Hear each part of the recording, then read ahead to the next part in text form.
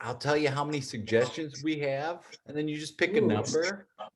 Love it. Love it. And then we just go, I'll look for an out about 10 minutes in. Love it. Sounds awesome. Yeah. And then I like to find out how people got into improv. So then after the scene, I'll ask you about that. And then I don't usually like talk about the scene too much afterwards. We can, but Yeah. usually I just like to find out how people got into improv and see where the conversation goes from there. Yeah, awesome. Sounds great. Yay. Okay. There's been a lot of like real time, like one scene, Uh-huh. but if you want to jump around, that's cool too. I don't care. I just want to have fun. Awesome. Yeah, it's gonna be good.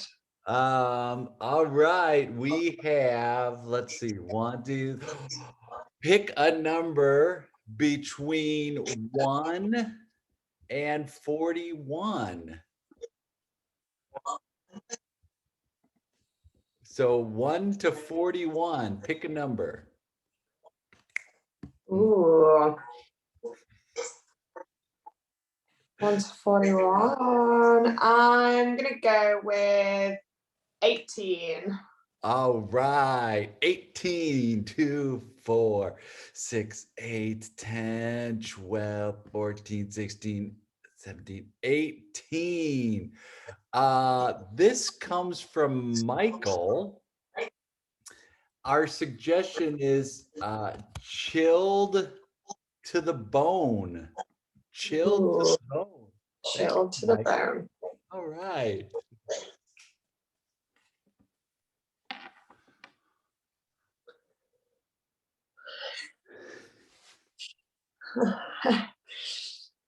Ooh.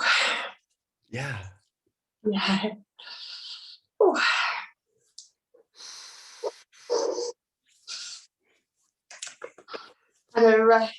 Kind of wish I brought my big coat now, but you know, it's nice. It's nice. I left the flat and I was like, I should bring a coat. And then I thought, no, it doesn't get that cold. And now I'm like, I should have, but I don't have it. So I don't want to think about it too much. That's it. Because if you think, then you're just going to get sad, and then you're sad and cold. That's two things. So there's so much else we could focus on. Let's think. Yeah. Warm thoughts. Warm thoughts. Bonfire. Bonfires are hot. Bonfires are super hot. I wish I had a bonfire right here. Just okay. Burn it all. The beach. Oh, the beach. Oh, a warm beach and a hot chocolate and the sun. A really warm sun. It seems we're getting more sad the more we think about all the warm stuff we don't have. I started crying a little bit and now my tears are frozen to my eyelids. Oh, and then I'm going to start crying. Oh, God, my hands are cold. Oh, it's sad. Your sad is making me sad now. It's like double sad. I'm trying to suck the tears back in my eyes. Okay. It's okay. Maybe if we don't fight it, we could acclimatize. People live in cold climates, like all over the world. Yeah, just accept it. Just accept it. Just become like a polar bear or an Arctic fox. Like fox. Yeah, like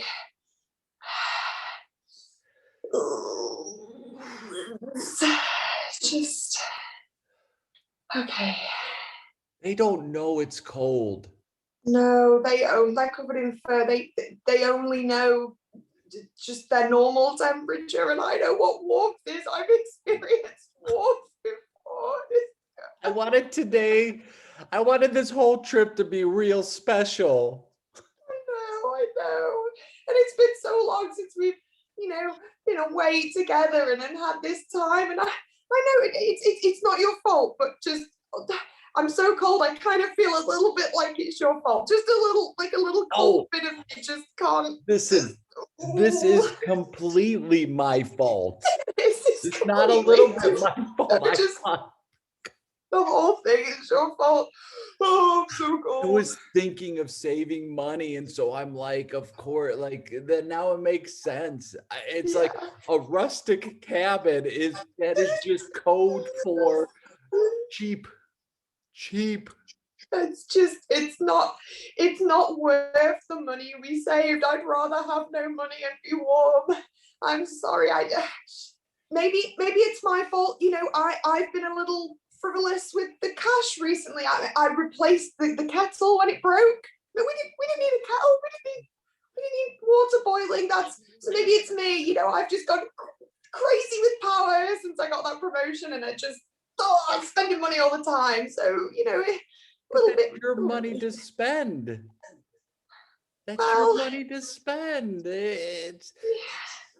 I thought this would be just a relaxing, fun getaway.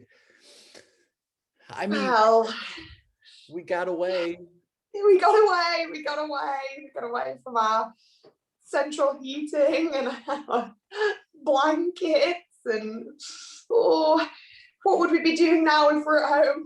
Probably boiling up that stupid kettle of mine. Oh, silly kid, just making a lovely hot cup of tea. It's just really, really different. It's a different trip to what I was expecting, that's all. It's just different. Yeah. It's just different. So, well, it's cold, but there must be more to it than that. We could. Oh, okay. A pack of cards. That's fun. That's fun. Let's play cards. We can do that. Let's play cards. Let's play. Okay. Sorry, the decks just froze. Let me just get the box. So just. Okay. Yeah. Not all the cards are in here. I think it's like there's maybe like half a deck, but we could. It's rustic. It's rustic. It's a rustic deck of cards. It's rustic. If we were in the town, we'd have 52 cards, but we're out here. We're not. Right. Okay. All right. Okay. I'll give you take half of these. Careful, don't stick our fingers together because they're cold. Skin. Okay. There you go. Okay. Yeah. Is that okay? Yeah, they're sharp. Okay. All right. I think I've got a good hand here. Or have I? I licked my finger to separate the cards. Now my finger's stuck to the cards. Oh, that's so fun. That's a story. When we get home, if we make it home alive, that's a story to tell our friends and family. Well, I'm sure the bedroom's nice. I bet the bedroom is so nice. I'm just gonna look. All right. Okay, I'm gonna jog there. I can't let these cards go because they're in my hands forever now. Anything? Is it? It just opens up to the outside. It's a studio. This is it. This is. Oh, so rustic. It's so. Rustic. I have. Well, I've got a 6 of clubs. I've got it looks like an old maid cow. Yeah. Even play. I mean, I've got one playing card. Okay. I have 4 different cards. So, can you beat that hand? I'm shaking so much. I've either got a 6 or a 66 of something, but it's a red. It's a red. It's all my money on red. Want to be at home with my pencil? That means you won. Oh yeah. Oh, it's so good. Okay. I wanted this to be, I wanted this to be an anniversary to remember. And Really scary. I will never forget. I will never forget this trip. I could never forget that this has happened. So, ooh, yay.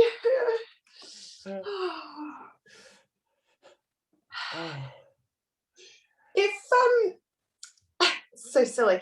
If we had to call for help, let's just say if we just needed something, because my phone doesn't seem to be getting signal since we came out here, and it's too cold, and there's little thermometers come up on the screen, and I don't think it's going to work. So if we had to like call for help, how would we? Do you know, how would we? You're gonna think this is really funny. You're gonna think I already can tell. I will. I took your advice, and I know I was too connected to my phone, so I left my phone back in the flat because I wanted to give the full attention to this weekend without that. So yeah. Yeah. Okay. Ooh, you're a stinker. You're Happy a stinker. anniversary. You're a scam. All right. Okay. So. And I called the shop and actually told them we'd be up here a couple days longer. Surprise! So we're here for a full week. Good. Oh, Yay. it's a break. It's a break. It's a Oh, break. okay. No, great. Yes. Okay. I'm trying to decide whether I'm going to be sick or whether my sick is just frozen in there, in which case it might be a medical emergency. I don't even know. So just, I'm going to just pat my hands together while I try and work out where I'm at. So, so no one's going to think to check on us for a good 7 days. No, So I was adamant. I said, really?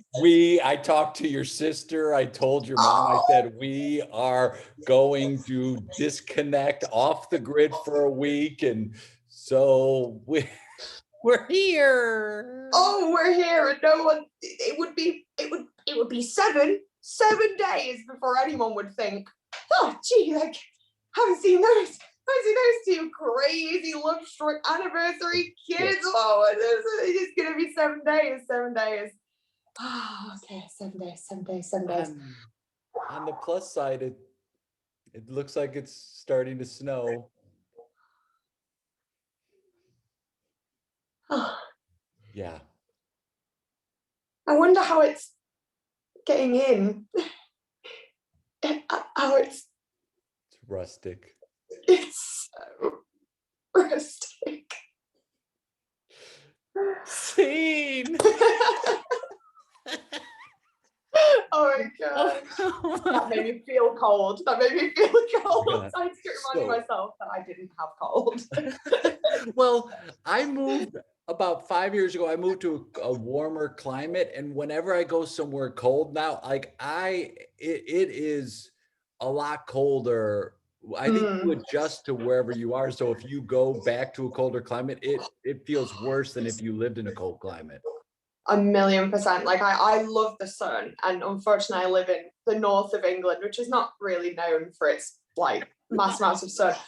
But I go mad for it. Like the patients at work always laugh at me because I just talk about the weather all the time. And if it's like a little bit, I'm like, a bit of sun. And they're like, yeah, okay. It was a bit gloomy today. And it just, you become obsessed because I crave that warm weather just all the time. Well, in the summer, don't you find that you take advantage of it more because it is not all the time? So whenever it's warm, it's like, I got to get out there. Always. And you feel like you've wasted it. Like if you dare to stay in, you've totally like wasted that whole day of sun. The worst for me is when I would get sick during the summer and I'm like, that's one less day I can't enjoy it. It's the same with like plans as well. Like I always find that I'll end up having like chores to do, or I've like made plans and it's a lovely day. but then a day that I'm completely free will just be the worst weather ever. And it's like, hang on, that's, or when you're at work, like I'll be at work and it'll be sunny. Then I get 2 days off the weekend, horrible weather, a tornado, Always. like just anything, like just anything but sun, like that'll be it. Have you ever thought about moving, or are you like, no, this is my home? Yeah, I'm afraid so. And I think that's the thing, is I can only moan about it so much because I'm very kind of committed. I'm quite a home bird, so I've very much got that kind of like, I like to travel and like go other places, but I always have that wanting to come home thing. But if we don't have a warm summer, maybe I'll start, maybe make a few calls and have a little look around. I feel like we have these, or at least for me, for years, I'm like, that's it, I'm moving. Summer hits and it's like, there's no place I'd rather be. And that Yes, summer absolutely. recharges it. And then it gets back to like, oh, right, it gets cold. Yeah, and you kind of forget, like you don't even realize how like low and like grumpy you're feeling. You have like a sunny day and you're like, oh, I'm on top of the world. Like, where's this come from? I'm so happy. Oh, it's top of the morning, everybody. Like just waving at people in the street. Like, where's this come from? Birds are flying and saying hi to you. You're like, hi, Mr. Bird. Skipping along, high-fiving people. Oh dear, it's so true. Like everything feels better when it's sunny. Just my entire outlook on life just totally changes. Yeah, completely. I noticed when I moved, I spent a few, almost a year in Denmark, and I loved it, but I noticed it was when it got cloudy, the cold I could handle. The cold wasn't as big of a deal, but when the sun wasn't there for days, then it was like, oh, now it gets dark early and there's no sun. That really Yeah, affected me. definitely. It's like we kind of, my least favorite time is that kind of like November build up, because it's Yeah. not quite Christmas, so you can't Yes. really get festive or anything.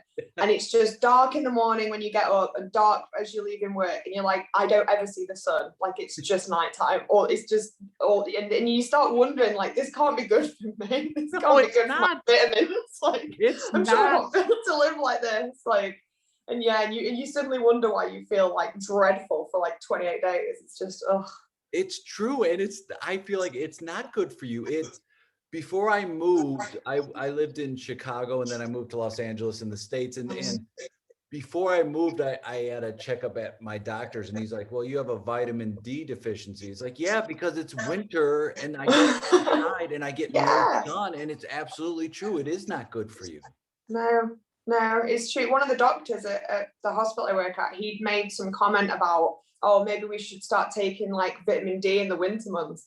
And the dietitian who I work with was like, yeah, you should all be taking vitamin D. Is it just, am I the only one taking vitamin D? And we were like, yeah, why do we just complain about it solidly for like 4 weeks, but then didn't do anything about it? We're just like, oh gosh, sad again. Like, take some vitamin D. What's wrong with it?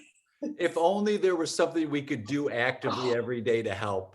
Maybe not. Oh, one tablet a day. Oh yeah, like I've got time for that in Too between much. moaning and being sad. Oh, get away. A tiny change. Yeah, it's so much more fun to do what I'm doing. What do you know, dietitian?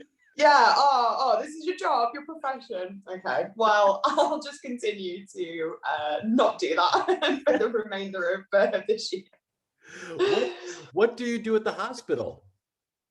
So I'm a speech and language therapist. So I work on a stroke unit, so a specialist stroke unit that's sort of built into the hospital, and do communication and swallowing assessments. Oh, cool. Yeah, it's a bit of a random collaboration of things, but now speech therapists do like speech and communication stuff and also swallowing out of nowhere. So that's a thing. Hey, I mean, it's what a good service for people as well. And I had a friend who had a stroke, lost the ability, his left side of his body, started taking improv classes. And Wow. said it helped him as much as his like physical rehabilitation. And then he ended up writing a musical about it. And it was That is incredible. insane. That And is amazing. before he had the stroke, he was a music director for like a community theater group. So imagine like you have a stroke and now the thing you love doing, you can't do because you don't have the use of the rest of Oh, your body. It was an amazing no. story. That is just, I loved it. I bring up improv a lot, to be fair, at work, and like usually during job interviews when I'm like, oh, look at all these skills that the average person maybe doesn't have. You should definitely hire me over someone else. But yeah, there's a lot of it, and there's a lot of that kind of conversational stuff, especially like a lot of people after they've had a stroke, the kind of the ease in which we have like conversations and we just chat and we expect that someone's going to understand us and we'll understand them. And when you get those blocks, it's like, it's the same kind of an improv where, you know, when something goes a bit off or you've misunderstood or like it's that like, oh, and it's really kind of similar in that sometimes almost scripting and like examining those conversations and those kind of back and forth kind of becomes this whole thing, as I love to bore the pants off my patients with these fun facts. And they're just like, please leave me in peace. Stop talking about the weather and stop talking about improv. But yeah, it's really interesting. You're not even you don't even aren't even my pathologist. You just stopped into my room. Please, I'm at home now. Stop. How did you find my address? It's a massive abuse of your power. Jesus. But yeah, like it's that kind of, I loved when we started looking at like communication analysis and stuff and all that kind of, all those little weird subtle things that we kind of do without realizing. And I was like, that's so much of improv, especially like a two-person scene. It's like all the extra bits that we do and that we signal and we don't even know we're doing, and how that can like lead to like communication success or communication breakdown. Like, yeah, it's super interesting, definitely. What got you into improv in the first place? Oh, well, I mean, I was like, oh, how did I get here? I was doing drama at uni. Yeah. And at the end of my second year, a good friend of mine, Joe Thompson, who later became my partner, we both live in this house. He was the artistic director of the uni's improv group. And he saw me do a very weird character in a play. No one else was being a comic character, so I'm not sure if I was meant to or not, but I was doing I was doing a bit. I was doing a bit, and he was like, you should come and hone that and learn some improv. And I did, and yeah, and it sort of just, I fell in love with it from there, and just, yeah. How many years later? 6 years later, here we are. So yeah. So it's like, wait, what year is it? It's 2000 something. It's April 2020, right? Like that's where we're all at mentally. Like we've not progressed for, right? I have no idea. God, isn't 2020 just kind of like erased pretty much? It's like, it kind of didn't happen. Yeah. Yeah, because you kind of have to take a year off whenever you think back. Like I think, oh, when did I do that? Was that, oh, well, no. And you just know that it wasn't last year. It almost definitely wasn't last year when anything happened, because that was just the blip. Nothing happened then. Oh, totally. Last year was just like, yeah, I remember March seemed to take a long time because of everything was happening. And then I was talking to my the person working on my taxes, and we were talking about like mileage of like how many miles, and he's like, oh, you only had 700 some business miles. I go, yeah, I didn't go anywhere, remember? Why was I going? I was inside. It's so true. I bet there's loads of statistics like that. Like it was on the radio the other day, something like we like in the UK had consumed like 25% more tea bags and milk and stuff because people were at home all the time. And I was like, there must be loads of statistics like that where just like things are just off the scale because of lockdown. Just wild. Adoptions for pets. Yes. Yeah. Yes. We just got a dog and was talking to it was a week ago. This Saturday will be 2 weeks, and we adopted rescued a dog, and we're talking to them, and they said, oh yeah, there's so many people. They go, it's strange. Lots of adoptions balanced with lots of giving up of pets, because of Oh, situations. yeah. Yeah, lots of that, which is somewhat sad, but it seems to be kind of balancing out, or a little bit more adoptions. So that's good. Oh, I hope so. Yeah, it makes sense actually. Yeah, because if you think you're going to be at home, definitely a dog would be the kind of thing that would lighten things up. Definitely, It's, highly recommend. I mean, it is the best because it is just, cats are in general just a lot of attitude, and they'll like you'll go to pet a cat and it'll be like, all right, that's enough, and it'll go away. A dog's like, I will sit here forever as you pet me. I Yes, love you the most.